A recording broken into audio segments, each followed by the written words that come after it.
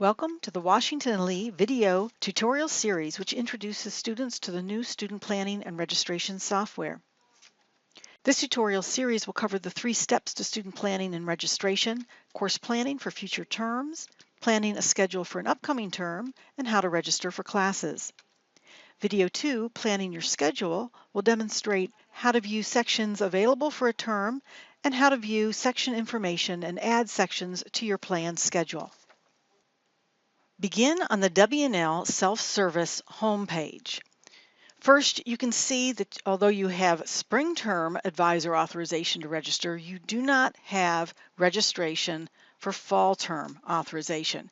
You must meet or communicate with your advisor in whatever way your advisor requires to obtain authorization to register. Then when your advisor has posted this authorization, it shows up as a notification. But you cannot register without this advisor authorization, but you can begin planning. Go to the W&L Self-Service Planning Overview page,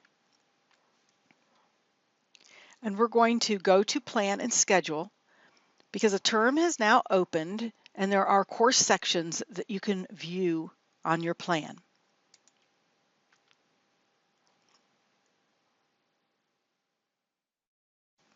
We will scroll to the new open term, Fall Term 2017, and first you can see that there is a notification window that indicates when your registration window is open.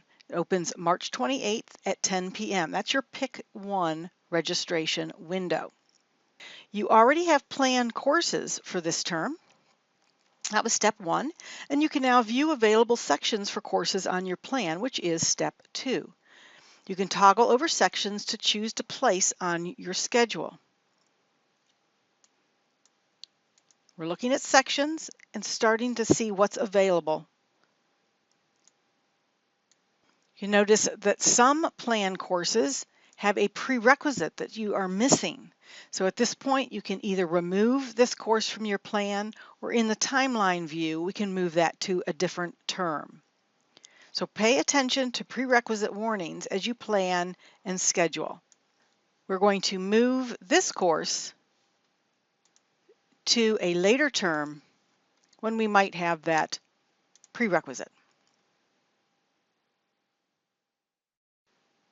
So we're looking for additional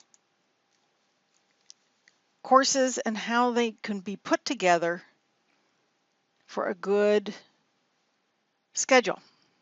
And once we have picked this, we can start to decide which of these sections make most sense for us to plan a registration around. So we can know that we want this section and we add that section to our plan. And each time we add a section to our plan, it kind of wipes everything else out, but you keep adding back in and working sections around to our plan. If we plan 2 sections that cause a conflict, we can see that. So we will need to pick which section we really want to add to our plan. If there are no available sections, you can move this to a different term in the timeline view. Keep planning your schedule until you have all the sections that you want to try to register in, and you're going to pick one of these for your Pick 1. We can go to the course catalog to look for additional courses for your plan. Again, if you come up to the search for courses and hit enter, you get all courses in the catalog, not just by subject.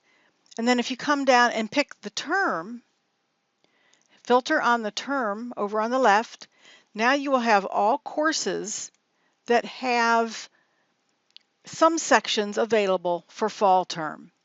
And you can scroll through them just as if you're scrolling down through the course offering list.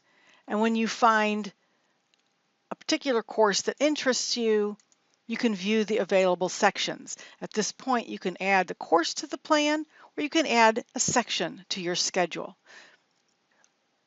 Also, When searching for courses and sections in the course catalog, you can use the filters on the left to narrow down your search. You can look for appropriate for first year courses. You can look at the course types that include courses that fall into interdisciplinary programs.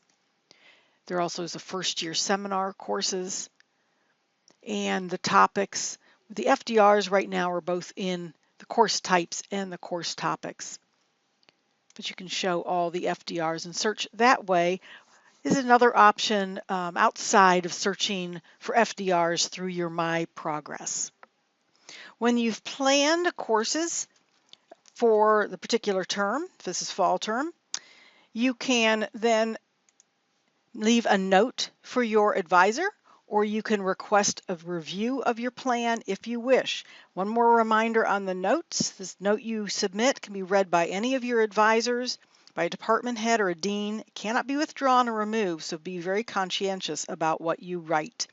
Also, meet with your advisor or communicate with them in a way they wish so that your advisor can review your planned classes and authorize you for registration.